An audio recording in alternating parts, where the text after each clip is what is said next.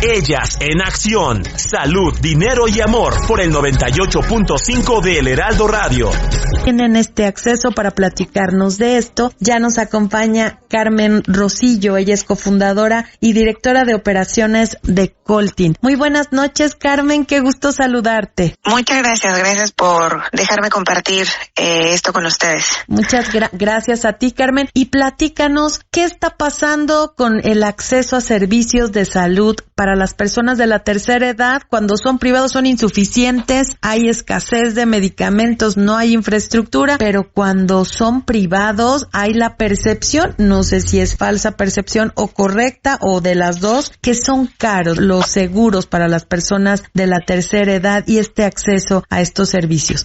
¿Cómo está la situación? Sí, la verdad es que la situación es bastante complicada, como bien lo dices. Es cierto que el acceso a salud, sobre todo privada en edades mayores, arriba de 65, 70 años, pues se vuelve insuficiente o inaccesible, ¿no? Entonces, inaccesible por dos razones, o porque sí hay servicios privados que pueden atenderlo, pero son realmente caros, o por el otro lado, aunque pues haya disposición, pues también existen servicios de salud que ya no los atienden, ¿no? Ya sea porque ya son jubilados o porque simplemente ya no pueden tener acceso porque tienen ciertas preexistencias como los seguros privados. Entonces se vuelve demasiado inaccesible. Eso sí es una realidad, lamentablemente, porque somos un país que cada vez estamos envejeciendo muchísimo más. En el 2030 vamos a ser el doble de adultos mayores que hoy son aproximadamente 18 millones de adultos mayores en México, y estamos hablando de casi el doble, es decir, 30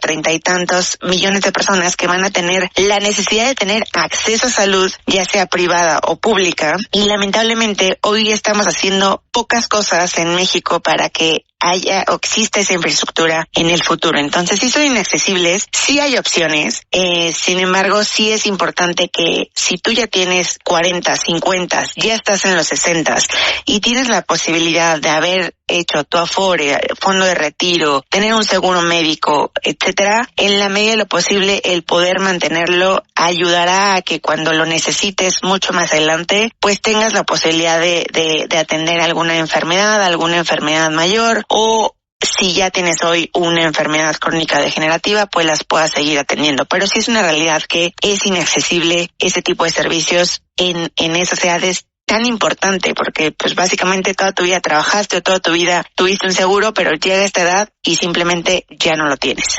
Carmen, muy buenas noches. Te saluda Marielena Vega. Yo tengo la bendición de tener a mis dos papás vivos, mayores de 75 años, y ambos, más allá del tema de salud, requieren, como bien lo dices, prevención, requieren de otro tipo de esquemas que los mantengan activos. Esto se está haciendo en México. ¿Cuáles serían las alternativas que tendríamos de ser así o que se requiere? Pues existen tanto públicos como privados. Algunas son privados, como por ejemplo casas de día, casas de retiro. Las casas de día son esos lugares a los que, como si fuera una escuelita, vas durante el día. Hay algunas actividades que están diseñadas para estas edades y las compartes con otras personas con perfiles muy parecidos al tuyo, que están viviendo cosas muy parecidas a las que están viviendo esas personas. Por ejemplo, lamentablemente muchas veces a esa edad pues ya estás pasando por una situación de duelo, donde ya perdiste algún familiar, amistades, cada vez te quedan menos amistades, y ahí encuentras personas muy parecidas a ti en el que puedes pues compartir esa misma etapa de vida y esos mismos aprendizajes. Existen esos, también existen algunos otros centros culturales donde hay bastantes actividades para adultos mayores, hay algunas otras que activan el gobierno de los estados, también hay bastantes actividades para adultos mayores. Entonces es cuestión de buscarlo, de atender esa información que sí existe, sí hay lugares donde pueden hacerlo, y como bien lo dices, la salud no solamente es la salud financiera, no solo es la salud física, la salud clínica, también es la emocional, también es la social, también es la preventiva. Entonces, si lo vemos como un círculo, pues no nada más es atender uno de los puntos, sino en realidad es un círculo de cuidado, es un círculo de salud, donde tienes que atender no solamente la salud financiera, la salud física, cognitiva, es un montón de aristas que tiene la salud que debemos de cuidar, sobre todo en esas edades, y prepararnos para eso, porque de eso va el envejecimiento saludable. Entonces, como lo decía, si tienes 20s, 30s, 40s, 50s y hoy ya puedes empezar a hacer algo para tu salud en toda esta información que les comparto, desde la manera más preventiva es la más saludable para seguir avanzando hacia un envejecimiento saludable. Carmen, ¿y qué tan arraigado o no arraigado es la cultura de la prevención en México, sobre todo a partir de los 45, 50, respecto a otros países? ¿Qué se hace en otros países que no se hace en México? Lamentablemente sí hay una brecha bastante grande. México no somos un país realmente preventivo, es decir, normalmente el status quo del mexicano es, pues ya que nos pase, pues ya vemos cómo lo resolvemos. Y lamentablemente no anticipamos. ¿Qué sí sucede en otras partes del mundo? Hay muchísimo cuidado preventivo desde la parte de salud, la parte financiera, donde sí desde antes tú ya estás viendo cuál es tu edad biológica, cómo puedes seguir mejorando tu salud física, tu salud emocional, qué va a pasar cuando tengas 60 y cuál va a ser tu futuro después de eso. Entonces sí hay muchas desde políticas públicas, acceso a información, actividades culturales, pero también información científica, médica y demás que te permite en otros países pues tener un envejecimiento mucho más saludable de lo que hoy sucede en México. Lamentablemente, pues en México sí vamos un poco atrasados en ese aspecto, aunque se ha hecho muchísimo desde el lado de gobierno, muchísimo desde la parte privada, en cada vez poner o tener más acceso a la información de envejecimiento saludable, de prevención, de salud financiera. Aún así vamos con un retraso de más de 10, 20, 30 años en que esto la curva de aprendizaje a la que vamos todavía es lenta, todavía es corta y pues llegaremos a un 2030 espero que muchísimo más prevenidos, con muchísimo más información, pero sin duda hay países como Estados Unidos, países europeos que están mucho más adelantados en ese aspecto y México, así como otros países de Latinoamérica, pues lamentablemente vamos un poco atrás. Carmen, ¿cuál es la importancia de atender a este segmento de la población tercera edad en cuanto a salud, en cuanto a recreatividad? La importancia como país y como sociedad, los beneficios que traeríamos de atenderse con muchísimo más responsabilidad. Es sumamente importante, lo decía antes, la pirámide poblacional se está invirtiendo. Es decir, va a haber un punto en el que haya muchísimo más personas mayores que personas jóvenes. Y con la tasa de natalidad que ha sido cada vez menor, eso estamos hablando de que nos vamos a convertir en un país de adultos.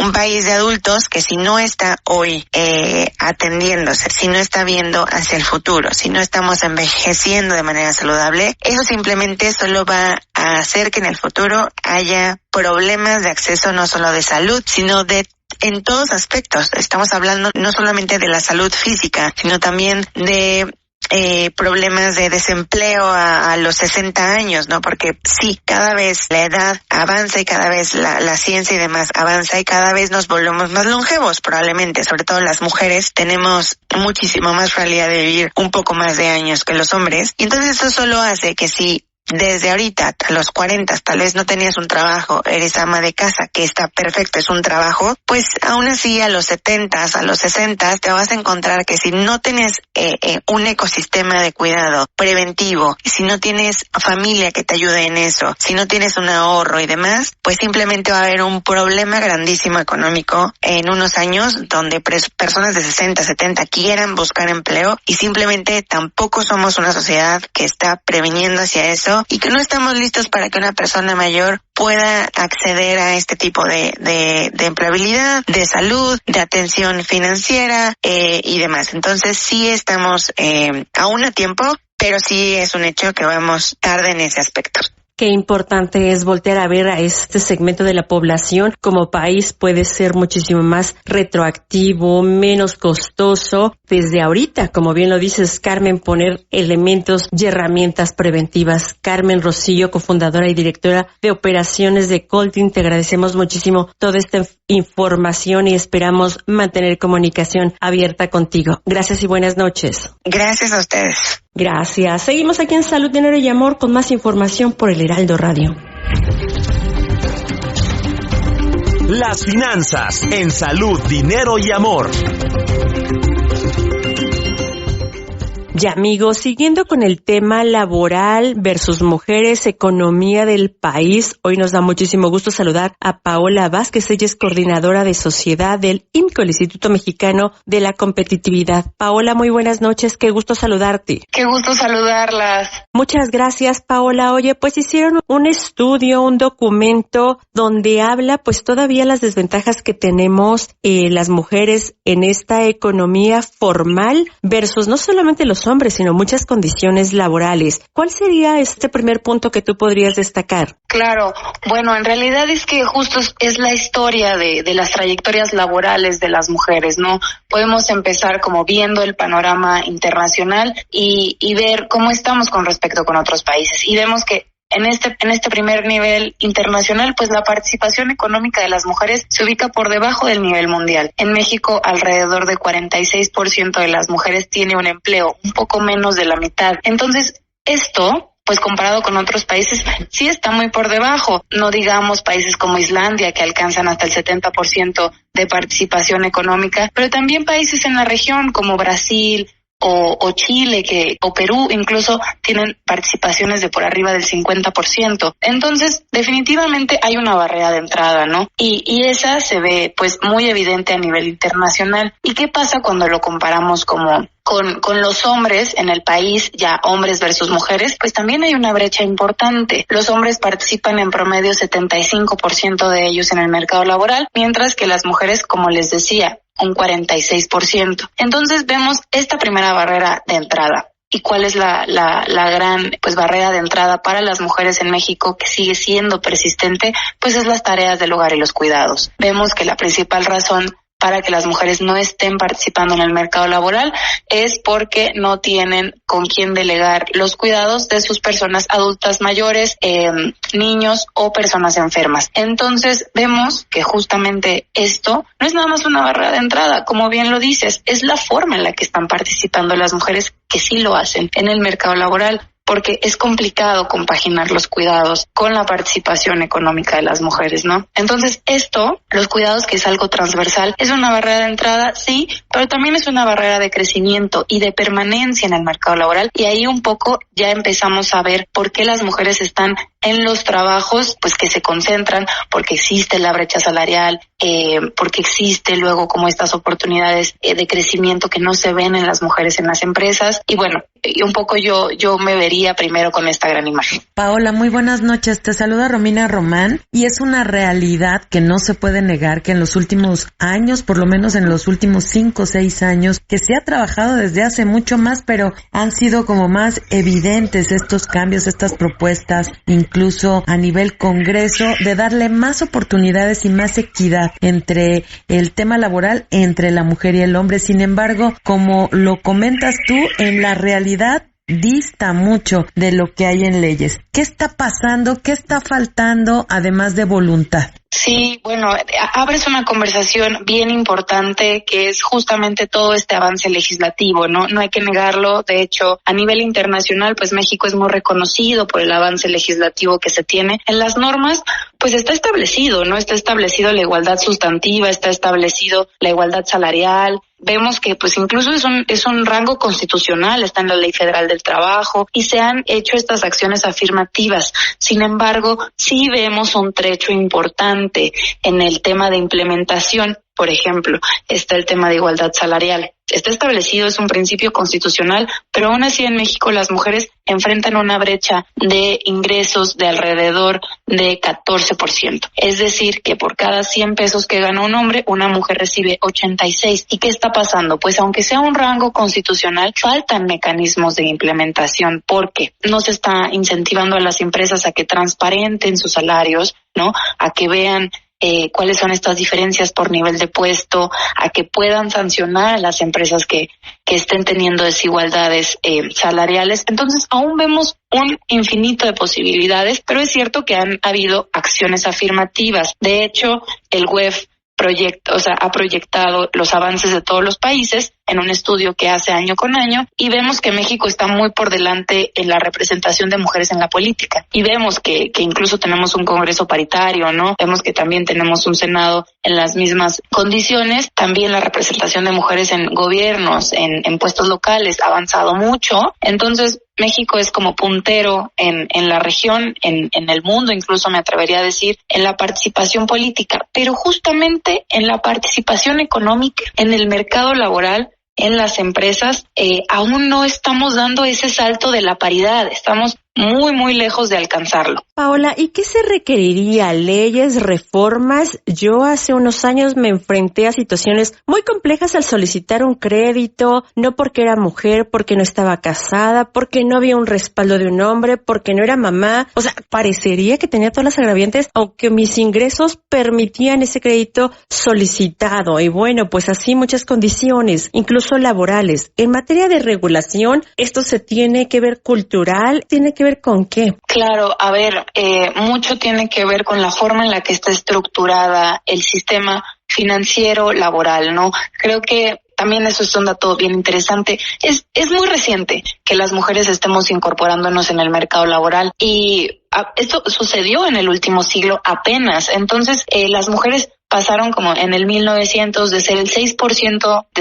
participar el 6% de las mujeres, ahora que están participando el 46%. Entonces, es un salto enorme. Pero ¿qué es lo que pasa aquí? Pues el mercado laboral no está evolucionando en la misma medida de las necesidades de las mujeres y tampoco el sistema financiero, ¿no? Vemos que pues incluso no pueden entender el contexto y las desigualdades que enfrentan las mujeres y no se pueden incorporar en sus procesos. Mucho pasa, por ejemplo, en el mercado laboral, que el tema de las políticas, pues de cuidado, las licencias de paternidad, de maternidad, o sea, la licencia de maternidad que tenemos ahorita se creó en 1970 y sigue vigente hasta hoy. O sea, es una dinámica bien complicada, o sea, bien diferente a la que enfrentaban las mujeres en los 70s. Entonces, sigue vigente. Seguimos con una estructura pues muy dilatada, como muy antigua, que no se acopla a las condiciones que enfrentan las mujeres hoy para que sigan participando. Y lo mismo pasa en el sistema financiero, ¿no? Vemos que el sistema financiero pues sigue siendo como esta gran estructura que te demanda ingresos formales, trayectorias laborales ininterrumpidas, cosas que las mujeres a veces no pueden pues garantizar, ¿no? La propiedad de la vivienda, pues en México apenas cerca del 20% de las mujeres, bueno, es el 18%, es 1 de cada 10 tiene una vivienda propia. Entonces, si no podemos comprobar estos ingresos, si no podemos comprobar trayectorias constantes en un mercado laboral formal, porque las mujeres trabajan normalmente en la informalidad, pues sí es bien complicado que no se estén integrando estas necesidades y estas realidades que enfrentan las mujeres a estos sistemas pues que se resisten. Entonces, hay muchísimo que atender en este sentido.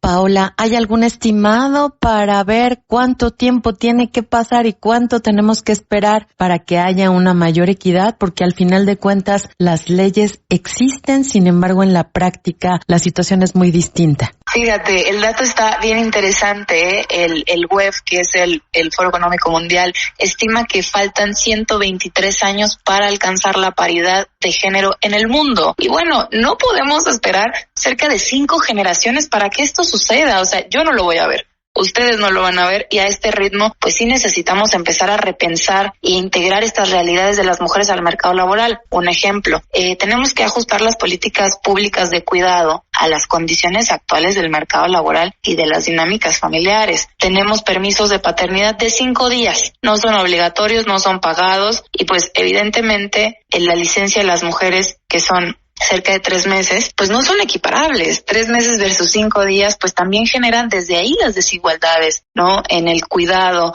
Tampoco hemos pensado en el mercado laboral pues, que brinde a las mujeres un espacio o seguros de cuidados para ausentarse, flexibilidad laboral en las empresas, ¿no? Poder hacer que las mujeres pues tengan un poco más de flexibilidad para ciertos pues eventos que puedan surgir, pues que tengan que ver con el cuidado, etcétera. No nada más de hijos, sino de adultos mayores, de familiares enfermos. Entonces, tenemos que empezar a trasladarnos hacia esa comprensión y no nada más una comprensión teórica, sino también que sea una comprensión llevada a la acción, llevada a políticas tangibles, pues que puedan hacer que las mujeres puedan obtener un crédito que las mujeres permanezcan en el mercado laboral e incluso puedan crecer y que no interrumpa sus trayectorias laborales. Una realidad dramática que no va de la mano de ninguna manera con las leyes. Lo que falta es voluntad. Esta cifra que estás diciendo de para equiparar, lograr una real equidad, se estimarían más de 120 y tantos años. Ni nosotros, ni nuestros hijos,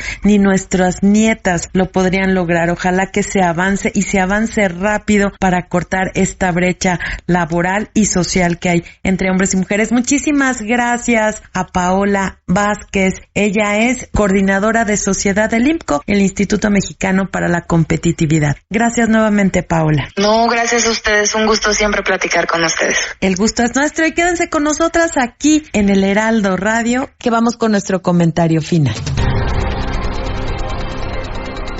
El comentario final en Salud. De su programa Salud, Dinero y Amor, soy Marilena Vega. Gracias por habernos acompañado en este jueves 26 de febrero. Cuídese muchísimo y aquí respondiendo sus preguntas. Y una de las consultas más continuas que nos llega a redes sociales y por supuesto a nuestros correos es ¿qué pasa con las casas, negocios, autos, en fin, con lo que fue dañado con esta detención del Mencho? Si estaban aseguradas, hay que acercarse a su aseguradora, consultarlo, saber cuáles eran sus cláusulas, qué cobertura tenían. Tendría que ser caso por caso el que tendríamos que estar atendiendo y darle respuesta. En nuestras redes sociales también está el comunicado de la AMIS, la Asociación Mexicana de Instituciones de Seguros, pero lo más conveniente es acercarse a su asegurador, checarlo, revisarlo. Seguramente le darán una respuesta a la brevedad posible. Al final del día, siempre es mejor contar con una póliza de seguros. Muchísimas gracias por su confianza, gracias por habernos acompañado. Y ahora sí, Romina Román, amiga, como siempre un gusto hacer esta emisión y te paso los micrófonos.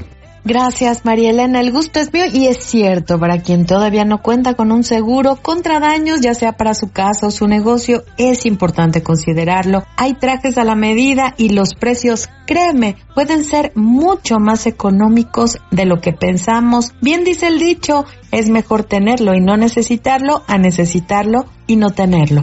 Yo soy Romina Román, gracias por acompañarnos y te esperamos el lunes con la mejor información financiera y de salud aquí en el Heraldo Radio. Y resulta que hace unos días hackearon y robaron información del SAT y del INE. Se estima que hay 195 millones de registros de contribuyentes y padrones de votantes que seguramente estarán en manos de la delincuencia organizada. Así es que bien atento, bien alerta y desconfía de todo y de todos. Y continúan las campañas de vacunación en varios puntos del país contra el sarampión. Si tienes menos de 49 años y aún no te has vacunado o no te acuerdas, es tiempo de hacerlo. Ya van más de 11,000 casos y si siguen los contagios, esto puede ponerse muy delicado. Gracias en los controles y en la producción a mi queridísimo amigo Martín el Capiquirino. Gracias nuevamente a ustedes. Que pasen un maravilloso y divertido fin de semana ya de marzo, estrenando mes. Cuídense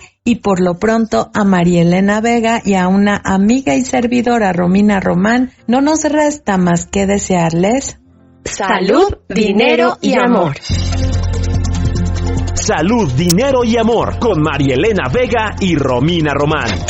Sigue teniendo una excelente